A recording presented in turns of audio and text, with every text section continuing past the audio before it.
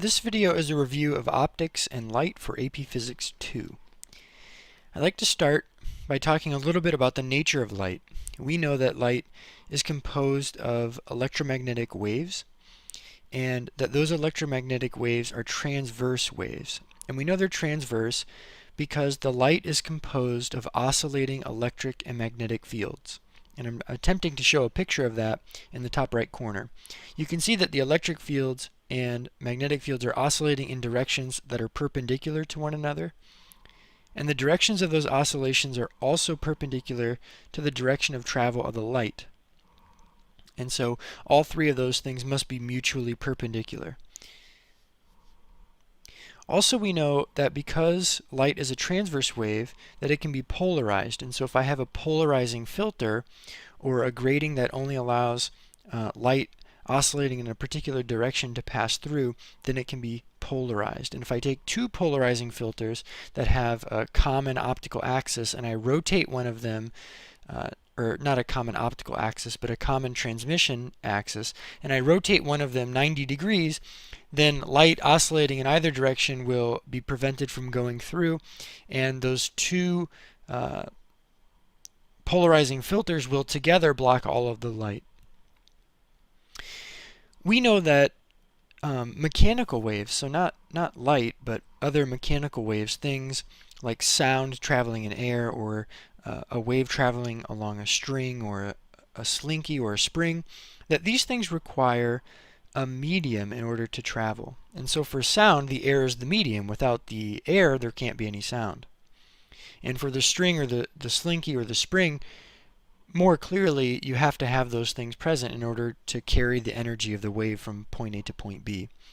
However, electromagnetic waves can travel without a medium, which is important because it means that electromagnetic waves, light, can travel through space where there's no medium to carry the wave. And we know that in a vacuum where there is no medium, that the speed of light is equal to about 3 times 10 to the 8 meters per second. That's a constant that we should definitely know. We also learned that light has a characteristic wavelength that we represent with the Greek letter lambda. And it also has a characteristic frequency. And the product of frequency and wavelength are always equal to the speed of light. And so since the speed of light in a given medium is constant, as the wavelength increases, the frequency will decrease, or as the frequency increases, the wavelength will decrease. So there's an inverse relationship between that wavelength and frequency. Now, the speed of light is constant, but it doesn't have to be the same all the time.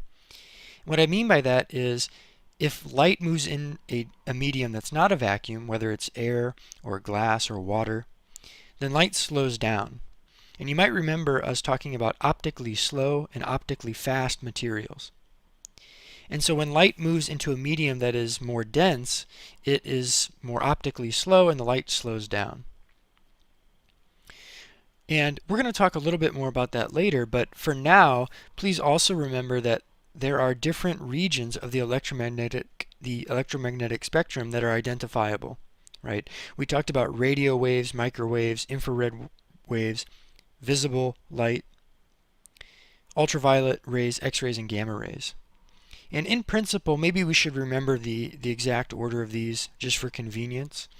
But I think most importantly, we should remember that radio waves have a very long wavelength and a low frequency, and because of that they have low energy. And gamma rays have a very high frequency and short wavelength, and so they have a lot of energy. And that's why things like gamma rays and X-rays are more dangerous for human beings. Because of their more energy, they interact with tissues a little bit differently and are more dangerous for us. Also remember the order that the colors go in the visible part of the spectrum. The red light has a longer wavelength, lower frequency, and the blue light has higher frequency, shorter wavelength.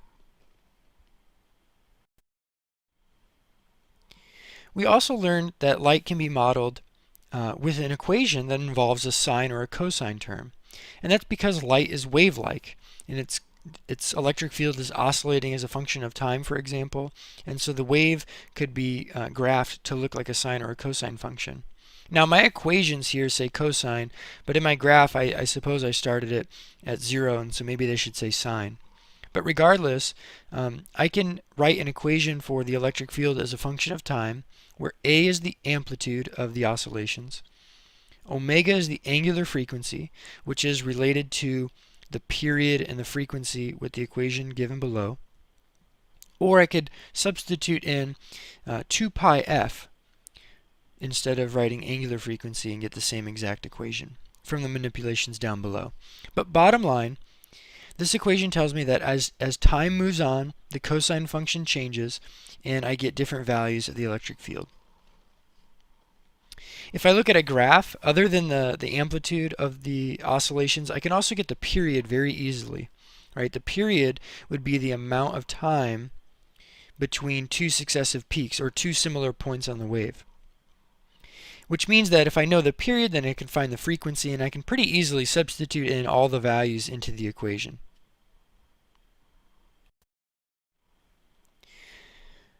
As we were studying light this year, we learned that light is a wave, and if we want to understand how light behaves when it's in the vicinity of other light waves, so when those light waves start to come together, when they cross paths, when they interfere, then we need to understand how things interfere in general. And in those cases, we learned of two different types of interference: destructive interference and constructive interference. So first off, when I have two, and now I'm up here in the top left-hand corner, when I have two wave pulses that come towards one another, so maybe just we're looking at a string or a spring where somebody's created a wave pulse. When those two wave pulses are traveling toward one another, and one of those wave pulses maybe has a positive amplitude and the other one has a negative amplitude, so they're on opposite sides. When they meet, they will destructively interfere because the sum of the amplitudes of those two waves, the top one positive and the bottom one negative, will cancel out and be 0. And momentarily it'll look like there's nothing there, and then, because of conservation of energy, the wave pulses will continue on in the same direction that they were traveling in before. And so that means B, which was on the bottom, is now on the left-hand side, and A, which was on the top, is now on the right-hand side. They continue to move in the direction that they were traveling in initially. And the only other thing that can really happen is if C and D, these two wave pulses in the second case, are both on top, so they both have maybe some amount of positive amplitude. When they meet up, because their amplitudes are on the same side, the amplitudes add together and we get a larger amplitude. But once again, after they overlap, the superposition of those waves gives us that bigger amplitude. But then after then, wave pulse D is now on the the left-hand side, and wave pulse C is on the right-hand side, which means those wave pulses continued to move in the same direction. What's important here is for light, what this means is when we have constructive interference, there's going to be bright spots, and when we have destructive interference, there's going to be dark spots. One of the most important experiments of the last couple hundred years is the double-slit experiment. And one of the reasons why it was so important is because it proved the wave-like nature of light. On the left-hand side of this diagram that I have drawn here, I have red light that's coming in, and it's going to go through a couple of slits. And what we observed is that when the light passes through the slits, there is interference between the light coming through the top slit and the light coming through the bottom slit. Because of that, in some locations there's constructive interference, in some locations there's destructive interference. And so on a distant screen, we observe some places that are bright. These are the places where I have these large amplitudes. In some places it's dark, like in this location here. And then again bright, dark, and then bright. And so what we're observing are places where there's constructive and then destructive, constructive and then destructive interference. That constructive and destructive interference occurs in places where the amplitudes either add up or they subtract. And what we found is that there's a geometric relationship between the location of each slit and a corresponding point on the screen where at some locations the difference in the path length, and I've shown this in yellow, the difference in the path length between the two is equal to one whole wavelength or equal to 1/2 wavelength. One of those two criteria are going to determine whether we get a bright spot or a dark spot. What I mean by that is maybe for the two blue lines that I've drawn to that particular point on the screen, the difference in the path length is exactly equal to one wavelength. So delta L equals one wavelength. And what that means is exactly one wavelength will fit in this region where delta L is drawn here in the diagram. And for that reason, when the waves get to the point on the screen where the light could be piling up there, what will happen is there's going to be a bright spot because the two waves will be in phase when they arrive there. And they're going to be in phase because the difference in the path length is exactly equal to one wavelength. Now, higher up on the screen, there's going to be another location where the difference in the path length was exactly equal to 2 times the wavelength. And so I suppose here this should say 2 lambda, not 2L. And so at any location where the difference in the path length is some integer number of the wavelength, there will be a bright spot. And that's my first bullet point down below. Differences in path length of some integer number m times lambda are places where there will be constructive interference or dark spots. And then obviously, if they're in phase when the difference in the path length is equal to 1 lambda or 2 lambda, 3 lambda, then the way that I would get destructive interference is if one wave was like halfway out of phase with the other wave. And that would occur when the difference in the path length between the two slits to the screen is some half integer multiple of the wavelength. So if m is still some integer multiple that's 1, 2, 3, I would have to add 1/2 to that to find all of the half integer multiples of the wavelength, which would mean those would correspond to the places where there's a dark spot. So that's a lot of information. In general, I think we need to remember a few things. One, the central maximum will be a bright spot with the greatest intensity. As I move away from the central maximum, the intensity of the light is going to drop off. There's going to be bright spot, dark spot, bright spot, dark spot. Those spots correspond to places of constructive and destructive interference. And the equation that relates these variables is on the right-hand side, where d represents the distance between the two slits. Theta represents an angle relative to the central maximum from each slit. And here, since the screen distance has to be large in order for the diffraction to occur, since the screen distance is so far away, those two angles from each slit up to a particular point are equal. M represents the order, the integer locations where the constructive interference occurs, so the bright spots. And if we replace m with m plus 1/2, we get the dark spots. And lambda represents the wavelength of the light that was incident on the two slits. The last thing that I'd like to remind you of is that in order for the diffraction to occur, the wavelength of the light must be on the order of the distance between the two slits. Or perhaps more importantly, the distance between the two slits needs to be on the order of the wavelength of the light. Now, a separate phenomenon that we observed is that when light travels from one medium to another, some of that light gets transmitted, it means it goes through, some of it gets reflected off the surface, and then some of it gets absorbed. And one of the more important properties of light that we studied was the property of refraction, which means that when light passes from one medium into another medium that has a different index of refraction, then the light can bend. And that bending occurs at the boundary between the two media. And there are a few things that we need to remember. First, different media, so air, glass, vacuum, has a different refractive index. And the refractive index, which I've shown on the left-hand side here, is the ratio of the speed of light to the speed that it travels in a particular medium. So for example, in a vacuum, the speed that it travels is the speed of light, c.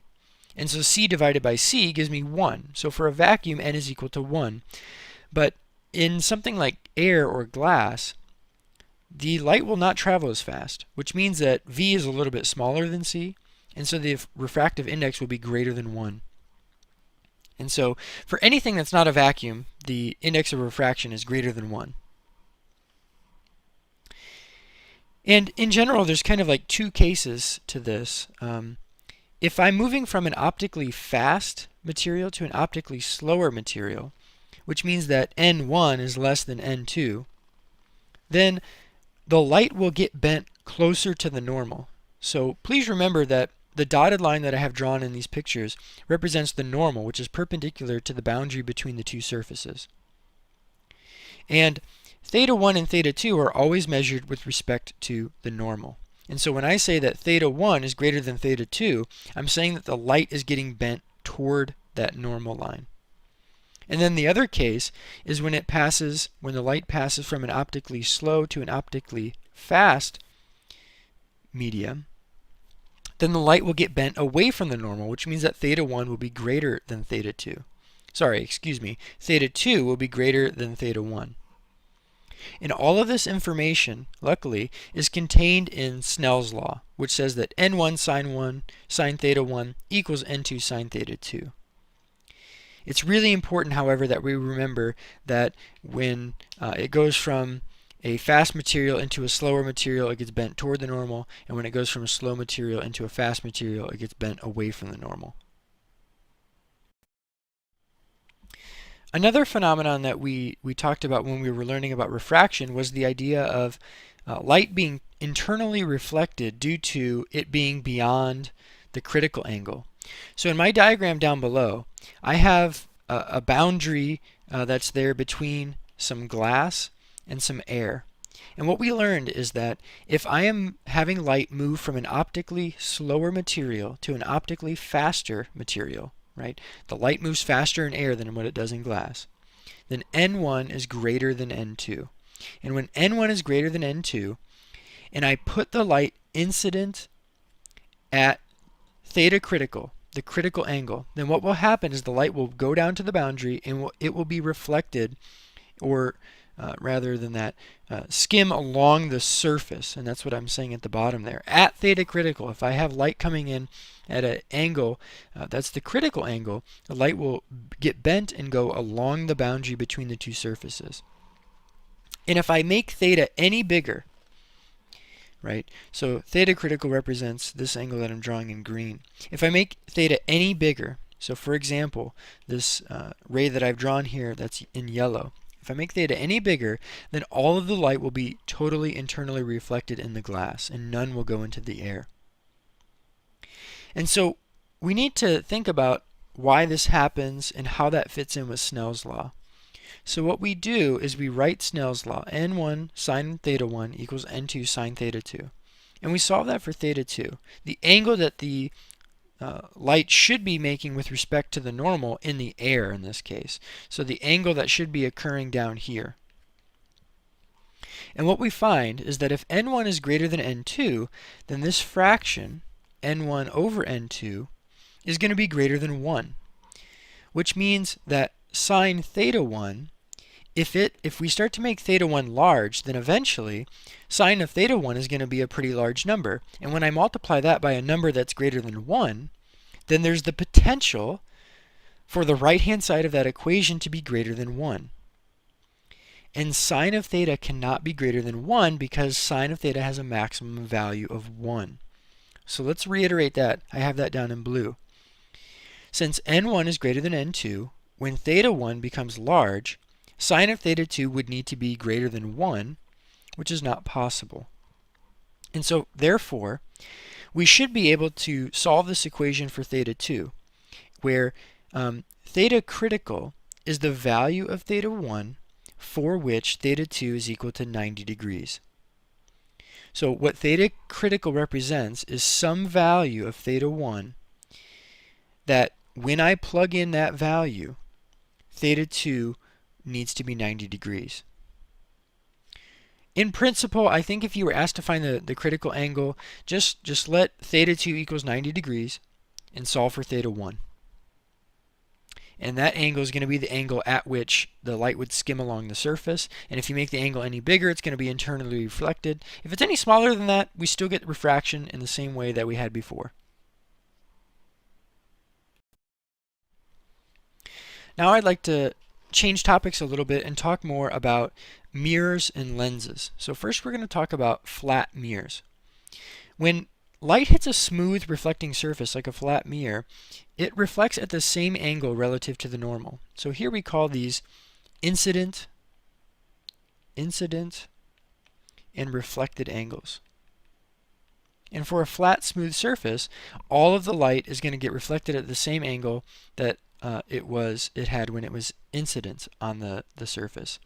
And remember, again, those angles are measured relative to this normal line. Also, when I have a mirror, all of the images formed by that flat mirror are going to be upright, virtual, and the same size.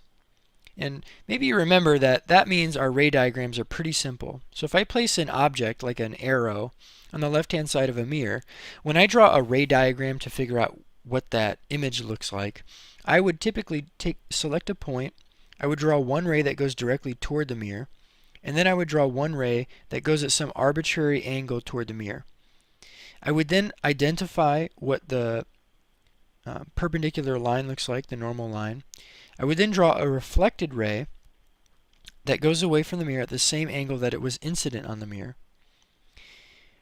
And then I need to trace these reflected rays back into the mirror. So for example, the reflected ray for this one at the arbitrary angle is like this, so I would trace it back like this. For the ray that goes directly toward the mirror, it will be reflected directly straight back. And so that reflected ray will be somewhere like right there. The place where those two rays cross is the location of the tip of this arrow that I drew, because that's where I was drawing the rays relative to. Therefore, I now know where my arrow is. And if you notice, if I had done that a lot more carefully, the image would always be upright, it would always be virtual, which means it's in the mirror, and it would always be the same size as what it was originally. So the more careful you are, the more true that those bottom statements would be, which means no matter where I place the image, no matter where I place the object, we should get an image that obeys all of these rules that we've said. Lastly, one thing that I did not mention is that this object distance is always going to be equal to this image distance for a flat mirror. And of course, when we studied curved mirrors, we found that things work a little bit differently, and there's a little bit added complexity. So first, let's talk about a concave mirror. And a concave mirror looks like the pictures that I have below. There's a focal point that's a little bit a ways away from the mirror, and there's a point which I've labeled C, which is called the center of curvature of the mirror. And for any concave mirror, that center of curvature point is always going to be equal to 2 times the focal point. Any light that is parallel to the optical axis and incident on a concave mirror will be reflected through the focal point. So regardless of where this parallel ray is coming in, the light will get reflected back to the focal point. And if I wanted to figure out where the image would be if I placed an object near a concave mirror, then there are 3 lines that I can draw, 3 rays for my ray diagram that I can draw in order to figure out where that image is. And so I have a picture on the bottom here of a little triangle, and there's a little dot at the top of that triangle, and I'm going to draw those 3 rays relative to that dot. First, I need a ray that is parallel to the optical axis but reflects through the focal point. So a ray parallel to the optical axis looks like this, and it needs to reflect through the focal point. So there's the focal point. So incident ray, reflected ray. The next ray I need to draw, ray number 2, is a ray that goes through the focal point but reflects parallel to the optical axis. So this would be a ray that goes through the focal point and through the point that I selected on the object, but then reflects parallel to the optical axis. The last point should go through the center of curvature and then reflect through the center of curvature. And so really I can only draw one ray here. It would be both coming in and coming out through the center of curvature. And what I can then do is take the reflected parts of each one of those rays. So we should be imagining a ray that's right about here. That's one of the reflected rays. A ray that is right about here. Okay. And then lastly, a ray that's coming up something like this. Alright, so each one of those reflected rays gets traced back into the mirror, and it can help me figure out where the image is going to be. Now, I've done a particularly poor job of drawing this ray diagram. I've done a poor job because I've not used a ruler, and the ray diagram is relatively small on my screen. And so for that reason, all three of those reflected rays do not converge at a single point.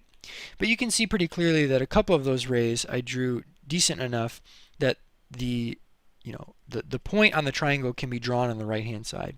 And maybe if I had drawn a more realistic diagram, then that third ray would have converged to the same point. And it's where those rays converge that you know that dot is there on the other side. And so now I can draw in the rest of the triangle. And what I observe about the image that I've just drawn is that, okay, the object was within the focal point, and the image that I got was upright. It was virtual because it's in the mirror, and it's magnified larger. Also, the image distance is greater than the object distance. And maybe that was poorly indicated because of my fairly sloppy drawing, but the image distance should indeed be larger than the object distance. And so this is for one example of a concave mirror. And what happens with a concave mirror at the focal point, within the focal point, outside the focal point, outside the center of curvature, it's actually pretty complicated because in each case we get something a little bit different. And so, but in principle, if you remember how to draw those three lines, then you're in good shape, because then you can always figure out what the image looks like. Now let's look at an example of a convex mirror. So for a convex mirror, we used the same three lines that we drew for the concave mirror, but the only difference is the focal point and the center of curvature are on the other side of the mirror. And so the way that this works is first I'll draw a line that goes parallel to the optical axis and then reflects through the focal point, something like this. And then I'm going to draw a ray that would go through the focal point, maybe something like this, but it needs to reflect parallel to the optical axis after it goes through the mirror. So I need to draw that line again and have it go incident on the focal point, but then when it gets there, it needs to reflect parallel to the focal point, something like this. And lastly, I need to have a ray that goes from the tip of the object straight through the center of curvature and then reflects through the center of curvature, so the line can just go straight through. And maybe you can see that all three of those lines are converging at a particular point there. And the first bullet point that I have below says that for a convex mirror, the image is always smaller, it's always virtual, and it's always upright. And that seems to be fairly consistent even with my pretty quick ray diagram that I've drawn there. And the image is always within the focal point, which is consistent with my ray diagram. So again, I draw the three rays, and I'm able to figure out where the image is. And I'm able to use words like smaller, bigger, virtual, upright, inverted, and talk about its location. But as I said, for a concave mirror, my second bullet point, it's going to really depend on the position of the object. So is the object in a position that's greater than, equal to the focal point, or is it greater than twice the focal point? And I suppose I wrote the same thing on there twice. One of them probably should be less than. My suggestion to you for that is to just go ahead and go to ophysics.com, where we've seen a great simulation for looking at flat mirrors and curved mirrors in order to understand how the object and the image are related to one another for different positions and different types of mirrors. In principle, I think the last thing that I would remind you of is that you can always just take those three lines that we talked about to find where the image is and then talk about the image yourself. So remember, one line is parallel to the optical axis, reflects through the focal point. One line is going through the focal point and reflects parallel to the optical axis. And the third line goes through C and reflects through C. For doing calculations with mirrors and subsequently lenses, we've mainly used two equations. The top equation relates the image distance, object distance, and the focal length of a mirror. And if you know what the image distance and object distance is, then you can find the focal length, for example. Or we did in a lab in class where we plotted 1 over the, I believe it was the image distance versus 1 over the object distance. And we were able to determine the focal length from the x or y intercept on this graph. And so this equation can be linearized to find the focal length if somebody does multiple trials of measuring the image and object distance in an optics lab. And the second equation was an equation for finding the magnification of an object, whether it will be larger or smaller, which is a unitless number. And if the magnification is equal to 1, that means that the object and the image are the same size. If it's larger than 1, that means the image is larger. If it's less than 1, the image is smaller. And you can figure out the magnification using the image distances or, the image and object distances or the image and object heights.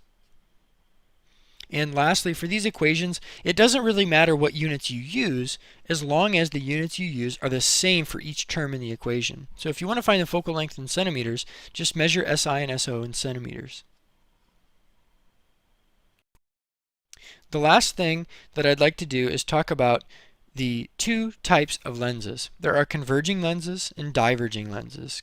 Converging lenses take all the light that's parallel to its optical axis, and they converge the light to a single point. We call it the focal point.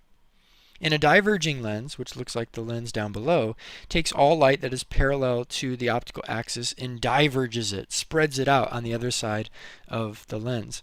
But what is true is that all of those diverging rays, if you trace them back, reflected those rays back to the left-hand side of the lens, they would all converge into a focal point. And for that reason, we know that for a converging lens and a diverging lens, the focal points are on different sides of the lens. And so they work differently, but there are also some similarities between the lenses that we can use to understand how they work.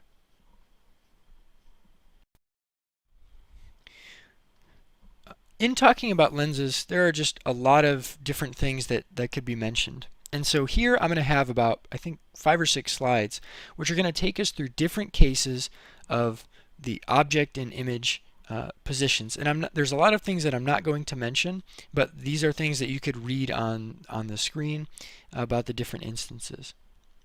So first, let's talk about this first one a little bit. Here I have a converging lens, which converges light to a single point. And what I notice about this is in this ray diagram, I can draw a line that is parallel to the optical axis and reflects through F. I can draw a line that goes directly through the center of the lens. That's shown in blue. And I can draw a ray that goes through the focal point and then reflects through the lens and then is parallel to the optical axis.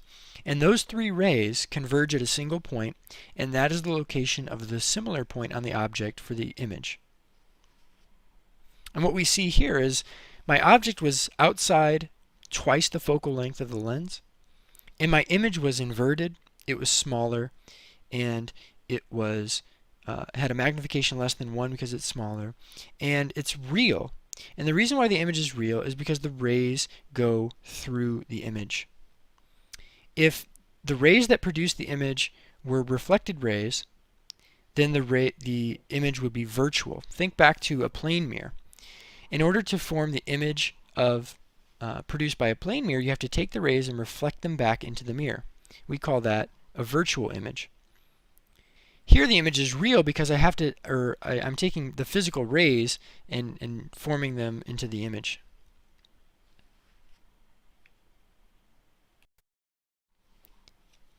Now I've moved the object to at 2f, and I notice that the image is still inverted, and everything else is pretty much the same, except for now at 2f, I notice that the image and the object are exactly the same size.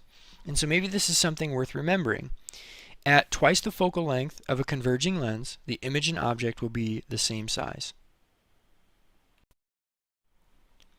Now I've moved the object to be within f and 2f, so greater than f but not as great as 2f. Here I notice that the image now has become larger, but it's still inverted and outside the focal point on the other side.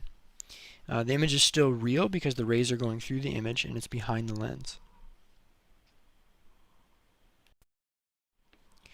The moment I take the object and put it within the focal length of a converging lens, then the image is no longer on the right-hand side of the lens. The image is now virtual, which means that in order to produce the image, I would have to take reflected rays and intersect them.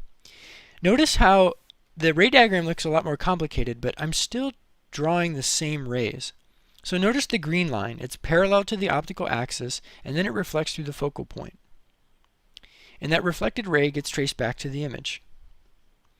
Look at the blue line. The blue line goes directly through the center of the lens and gets reflected back directly back to the image. The yellow line goes through the focal point and then reflects parallel.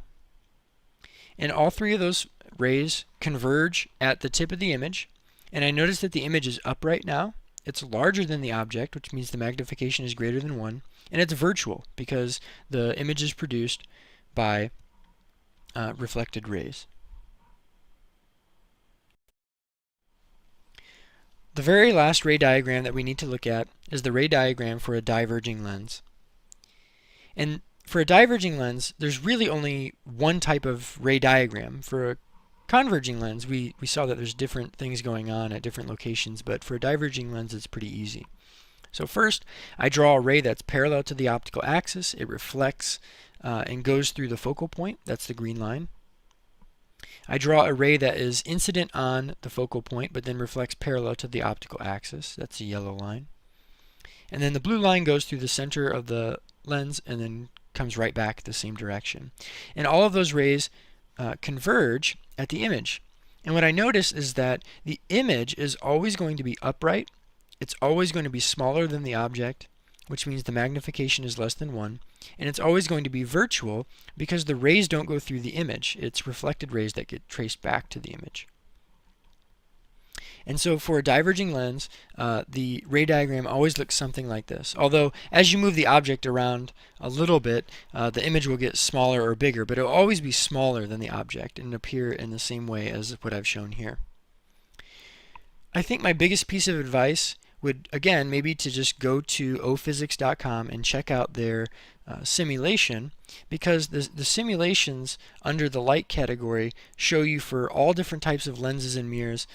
They allow you to drag the object back and forth and look at the images and get a better sense of how the lenses and the mirrors work more intuitively.